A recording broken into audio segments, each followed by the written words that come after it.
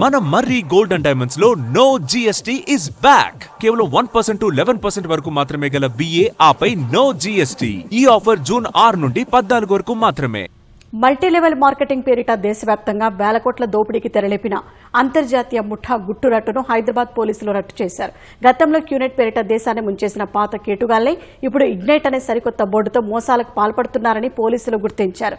సంస్థ ప్రారంభించిన 18 రోజుల్లోనే అంతర్జాతీయ ముఠాను పోలీసులు కటకటాల్లోకి నెట్టారు. దేశవ్యాప్తంగా జరగబోయే భారీ మోసాన్ని మొగ్గలోనే తుంచేశారు. రంగులు మార్చే ఊసరవెల్లిలా 25 ఏళ్లుగా పలు పేర్లతో క్యూనెట్ సరికొత్త అవతారాలు ఎత్తుతోంది. పైసా పైసా కూడబెట్టి అమాయకులు దాచుకున్న సొమ్ము స్వాహా చేసేందుకు సిద్ధమైంది. అంతర్జాతీయ క్యూనెట్ ముఠా gold quest, quest net, QNet వంటి రకరకాల పేర్లతో రూపాంతరం చెందుతూ వస్తున్న ఆ నెట్వర్క్ హైదరాబాద్ పోలీసుల కళ్లుగప్పేందుకు సరికొత్త ప్లాన్ వేశారు. మే 18న చండీగఢ్ కేంద్రంగా ఇండీ కనెక్ట్ వెంచర్స్ అనే డమ్మీ సంస్థని రిజిస్టర్ చేశారు.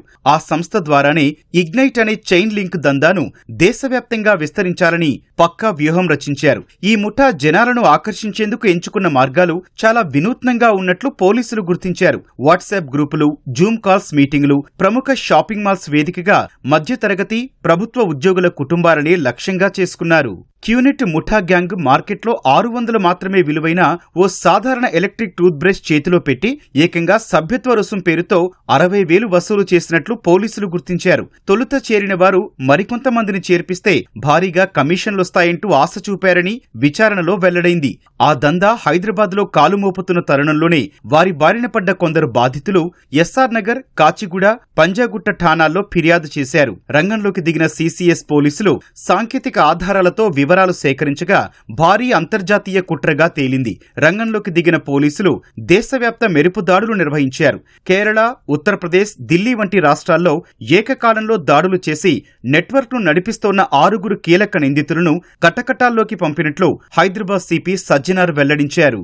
దాదాపు 5,000 కోట్ల పైన వాళ్ళు మోసం చేసే ఒక ప్లాన్ ఉండింది. అంతకుముందు కూడా చరిత్రలో చూస్తే కూడా వాళ్ళు దాదాపు 7,500 కోట్ల రూపాయలు మోసం చేయడం జరిగింది. లక్షల్లో బాధితులు ఉన్నారు మన దేశంలో. ఫస్ట్ అవతారం ఎత్తింది Gold Quest International Private Limited అని చెప్పి ROC చెన్నైలో 21 డిసెంబర్ 2001లో రెస్ట్ కావడం జరిగింది. తర్వాత సెకండ్ అవతారము వాళ్ళు quest net enterprises India private Limited అని చెప్పి చెన్నైలో రెస్ట్ కావడం జరిగింది. ఎందుకంటే 2003లో వాళ్ళ పైన చాలా పెద్ద ఎత్తున అక్కడ పబ్లిక్ అవుట్క్రై వచ్చింది. చాలా మంది కంప్లైంట్ చేశారు. ఆ కంపెనీ 23 నవంబర్ 2004లో క్వెస్ట్ నెట్ అనే కంపెనీ రెజిస్టర్ అయిన తర్వాత దాదాపు ఒక 7 years బిజినెస్ చేసింది.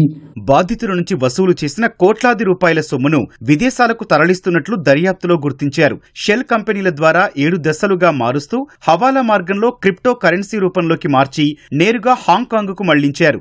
ఈ అంతర్జాతీయ మనీ లాండరింగ్ కోణాన్ని పూర్తిగా వెలికి తీసేందుకు కేంద్ర దర్యాప్తు సంస్థలతో సమన్వయం చేసుకుంటున్నామని సిపి సజ్జనార్ తెలిపారు. 2010లో ఈ ఒక కంపెనీ పైన వాళ్ళు ఒక ఇన్వెస్టిగేషన్ SFIO ద్వారా జులైలో కేంద్ర ప్రభుత్వము వాళ్ళకు ఒక ఇన్వెస్టిగేషన్కి ఇచ్చింది. 2012 మార్చిలో ఒక పెద్ద ఎత్తున రిపోర్ట్ ఇవ్వడం జరిగింది. 3వ అవతారము ఇది ఎప్పుడు SFIO ఒక ఇన్వెస్టిగేషన్ స్టార్ట్ అయింది. తమిళనాడు, ఆంధ్రప్రదేశ్ అన్ని చోట్ల కూడా ఎక్కడ ఇన్వెస్టిగేషన్ స్టార్ట్ అయింది. తర్వాత వాళ్ళు ఇగ్నైట్ పేరుతోనే వాళ్ళు కొత్త కంపెనీని తీసుకురావడం జరిగింది, తెలియపరిచారు. సో ప్రజలందరూ కోరుతున్నాను, ఏ పేరు చెప్పినా ఎక్కడ ఎన్రోల్మెంట్ ఉంది, ఎక్కడ ఒకరి నుంచి ఒకరు చేర్చుకోవాలి, ఎప్పుడు వస్తుంది. ఎన్రోల్మెంట్ ద్వారా మీకు డబ్బులు వస్తే అది ఇల్లీగల్ మనీ సర్క్యులేషన్ స్కీము. అధిక లాభాల ఆశతో మల్టీలెవెల్ మార్కెటింగ్ మోసాల బారిన పడి కష్టార్జితాన్ని కేటుగాళ్ల పరం చేయవద్దని పోలీసులు సూచిస్తున్నారు.